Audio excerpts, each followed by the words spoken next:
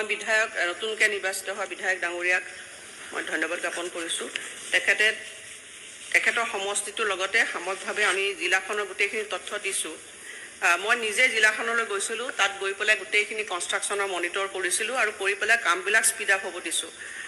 এই মডেল অংগনবাড়ী কেন্দ্ৰবিলাক যে আমি নিৰ্মাণ কৰি আছোঁ, তাত আচলতে একোখন কনষ্ট্ৰাকশ্যন কমিটি থাকে আৰু সেই কনষ্ট্ৰাকশ্যন কমিটিবিলাকে তাত স্থানীয়ভাৱে কাম কাজবিলাক কৰে। মই বিধায়কগৰাকীকো মই অনুৰোধ জনাইছোঁ যে তেখেতে যাতে নিজেও কনষ্ট্ৰাকশ্যন কমিটিসকলৰ লগত বহি পেলাই কাম কাজবিলাক যাতে ক্ষীপ্ৰ কৰিব পাৰে, তেখেতেও নিৰ্দেশ দিব পাৰে, মই অনুৰোধ জনাইছোঁ। আৰু সদনত ইয়াত যথেষ্ট সকলো বিধায়ককে মই অনুৰোধ জনাইছোঁ। ইতিমধ্যে যদিও প্ৰশ্নটো মই গোটেই অসমৰ কথাই ময়ে কৈছোঁ যে অসমত আমি যোৱা সময়ছোৱা প্ৰায় 9,000ৰো বেছি মডেল অংগনবাড়ী কেন্দ্ৰ আমি অনুমোদন দিছিলোঁ আৰু সেই মডেল অংগনবাড়ী কেন্দ্ৰসমূহৰ ভিতৰত প্ৰায় 4,000ৰো বেছি কেন্দ্ৰ ইতিমধ্যে নিৰ্মাণ হৈ উঠিছে আৰু যিখিনি কেন্দ্ৰ ইতিমধ্যে আণ্ডাৰ কনষ্ট্ৰাকশ্যনত আছে, সেই কামখিনি ক্ষীপ্ৰতৰ কৰিবৰ কাৰণে মই নিজেও জিলাবিলাকলৈ গৈছোঁ আৰু আহিব লগা সময়ছোৱা মই জিলাবিলাকলৈ নিজে যাম আৰু বিধায়কসকলৰ লগত থাকি পেলাই সেইখিনি যিমান পাৰোঁ আমি স্পীড আপ কৰিবৰ কাৰণে চেষ্টা কৰিম। আৰু লগতে আমি এটা কথাও কৈছিলোঁ যে নিজৰ সমষ্টিত বিধায়কসকলে যদি নেতৃত্ব দিয়ে, তেতিয়াহ'লে মডেল অংগনবাড়ী কেন্দ্ৰসমূহ আমাৰ পঞ্চায়ত আৰু ৰুৰেল ডেভেলপমেণ্টৰ পুঁজি থাকে, তাৰেও তেওঁলোকে পুনৰ নিৰ্মাণ কৰিব পাৰে। আৰু ইতিমধ্যে আমি কেন্দ্ৰীয় চৰকাৰলৈ আমি লিখিছোঁ যে অসমত বাকী থকা যিবিলাক মডেল অংগনবাড়ী কেন্দ্ৰ আছে তাৰ পুনৰ নিৰ্মাণৰ কাৰণে আমি পুঁজি বিচাৰিছোঁ। আৰু আমি ইতিমধ্যে অসম চৰকাৰকো আমি তেওঁক অনুৰোধ জনাইছোঁ যাতে আহিব লগা সময়ছোৱা আৰু মডেল অংগনবাড়ী কেন্দ্ৰ ৰাজ্যখনত নিৰ্মাণ কৰিবৰ কাৰণে বিভাগক পুঁজি প্ৰদান কৰে। যদি পুঁজি সাপেক্ষে আমি এই নতুনকৈ মডেল অংগনবাড়ী কেন্দ্ৰ আমি ৰাজ্যখনত গ্ৰহণ কৰিবৰ কাৰণে আমি সদায় প্ৰচেষ্টা গ্ৰহণ কৰি আছোঁ। অধ্যক্ষ মহোদয়, তাৰমানে মই আকৌ জানিব বিচাৰিছিলোঁ এই যে ভেকেণ্ট হৈ থাকিল কৰ্মী আৰু হেল্পাৰৰ ভেকেণ্ট পোষ্টটো আচলতে এটা নিয়মীয়া প্ৰক্ৰিয়া। ভেকেণ্ট হয়, আমি পোষ্টবিলাক ফিল আপ কৰি থাকোঁ। আপোনাৰ যদি কিবা আপোনাৰ সমষ্টিত তেনেকুৱা ধৰণৰ ভেকেণ্ট পোষ্ট আছে মোলৈ লিখিব, মই সেইখিনি পূৰণ কৰিবৰ কাৰণে আপুনি নিৰ্দেশ দিম। মই এপইণ্টমেণ্টৰ কথাখিনি কৈছোঁ, আমাৰ বৰা ডাঙৰীয়াই সঠিকভাৱে কৈছে, তেখেতে সঠিকভাৱে কৈছে, মোকো কৈছে, মই তেখেতে আশ্বস্ত কৰিছোঁ যে মই এই বিষয়ত চাম যাতে কোনো ধৰণৰ অসুবিধা নোহোৱাকৈ আমি ভেকেঞ্চি পোষ্টবিলাক ফিল আপ কৰিব পাৰোঁ। 1 নম্বৰতে। 2 নম্বৰ কথা, আমাৰ ভূপেন বৰা ডাঙৰীয়াই যিখিনি কৈছে তেখেতক মই অৱগত কৰিছোঁ যে ইতিমধ্যে আমি মডেল অংগনবাড়ী কেন্দ্ৰ আমি সাজিলোঁ, তাৰ কাম চলি আছে। হয়তো অতি কম সময়ৰ ভিতৰতে সেই 9,000 আমি সম্পূৰ্ণ কৰিব পাৰিম। ইয়াত বিধায়কসকলেও সহযোগিতা আছে।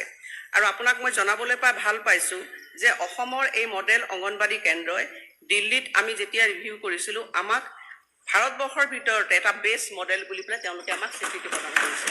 কাৰণ আপোনালোকে জানে যে অসমৰ বাহিৰতো যদি আপোনালোকে যায়, ইমান সুন্দৰকৈ কনষ্ট্ৰাকশ্যন কৰা মডেল অংগনবাড়ী কেন্দ্ৰ ভাৰতবৰ্ষতো পাবলৈ টান। গতিকে মই বিধায়কসকলক বিশেষকৈ ধন্যবাদ দিছোঁ, তেখেতে নিজে এইবিলাক কাৰ্য সম্পন্ন কৰিছে আৰু বাকীখিনিও তেওঁলোকে কৰিব। অসমৰ মুখ্যমন্ত্ৰী ডাঙৰীয়াকো মই জনাইছোঁ যে যিখিনি আৰু থাকি গৈছে সেইখিনিও যাতে আমাৰ বিভাগটোক সেইখিনি কামো যদি আমি আগবাঢ়ি যাব পাৰোঁ পৰ্যায়ক্ৰমে, তাৰ বাবে আমি অনুৰোধ জনাইছোঁ। আমি আশা ৰাখিছোঁ ভৱিষ্যতে হয়তো আমি এইখিনি কামো আগবাঢ়ি যাব পাৰিম। আৰু তৃতীয়তে আপোনালোকক কৈছোঁ যে আজি যিসকল অংগনবাড়ী কৰ্মী আৰু সহায়িকা আছে, যোৱা বাজেট অধিৱেশনত বা বাজেটত ঘোষণা কৰা হৈছিল যে অংগনবাড়ী কৰ্মী সহায়িকাসকল বা আশা কৰ্মীসকলৰ যি ছাৰ্ভিচ, সেই ছাৰ্ভিচৰ ৰিকগনিশ্যন দিছে। আৰু ভাৰতবৰ্ষৰ ভিতৰত অসমে একমাত্ৰ ৰাজ্য যি বিগত 5 বছৰত অংগনবাড়ী কৰ্মী আৰু সহায়িকাসকলৰ দৰমহা বা মজুৰি বৃদ্ধি কৰিবলৈ সক্ষম হৈছে। গতিকে মই প্ৰথমতেই কৈছোঁ যে অংগনবাড়ী কৰ্মী সহায়িকাসকলৰ সকলো ক্ষেত্ৰত চৰকাৰখনে কাম কৰিছে। তেওঁলোকৰ যোৱা সময়ছোৱাত পুঁজি বৃদ্ধি কৰা হৈছে।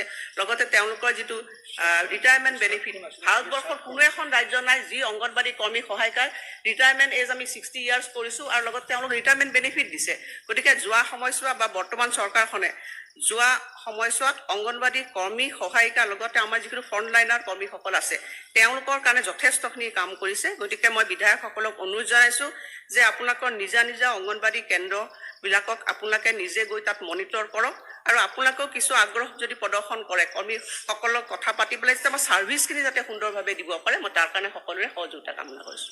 আমিনুৰ ৰছিদ চৌধুৰীৰ এটা ৰিমেপিঙৰ কথা এটা আছিল মেডাম, তেখেতে হ'ব মই কৈ আছোঁ, তেওঁ এটা ৰিমেপিং কৰাৰ কথা কৈছে। তেখেতে এই কথাখিনি কৈছে যে আমাৰ যেতিয়া সমষ্টি পুনৰ গঠন হৈছে তাৰপিছত কি হৈছিলে আমাৰ যিবিলাক ডেভেলপমেণ্ট ব্লকবিলাক আছিলে সেই ডেভেলপমেণ্ট ব্লকৰ ৰিঅৰ্গনাইজেশ্যন হ'ব লাগে, পাৰ হ'ব লাগে, সেই কামখিনি আমি কৰি আছোঁ। সাপেক্ষে আমি এই নতুনকৈ মডেল অংগনবাদী কেন্দ্ৰ আমি ৰাজ্যখনত গ্ৰহণ কৰিব কাৰণে আমি সদায় প্ৰচেষ্টা গ্ৰহণ কৰি আছোঁ। তাৰ অধ্যক্ষ মহোদয়, তাৰমানে মই আকৌ জানিব বিচাৰিছিলোঁ এই যে ভেকেণ্ট হৈ থাকিল কৰ্মী আৰু হেল্পাৰৰ, ভেকেণ্ট পোষ্টটো আচলতে এটা নিয়মীয়া প্ৰক্ৰিয়া। ভেকেণ্ট হয়, আমি পোষ্টবিলাক ফিল আপ কৰি থাকোঁ। আপোনাৰ যদি কিবা আপোনাৰ সমষ্টিত তেনেকুৱা ধৰণৰ ভেকেণ্ট পোষ্ট আছে মোলৈ লিখিব, মই সেইখিনি পূৰণ কৰিবৰ কাৰণে আপুনি দেশ দিম। মই এপইণ্টমেণ্টৰ কথাখিনি কৈছোঁ, আমাৰ বৰা ডাঙৰীয়াই সঠিকভাৱে কৈছে, তেখেতে সঠিকভাৱে কৈছে, মোকো কৈছে, মই তেখেতে আশ্বস্ত কৰিছোঁ যে মই এই বিষয়ত চাম যাতে কোনো ধৰণৰ অসুবিধা নোহোৱাকৈ আমি ভেকেঞ্চি পোষ্টবিলাক ফিল আপ কৰিব পাৰোঁ, 1 নম্বৰতে।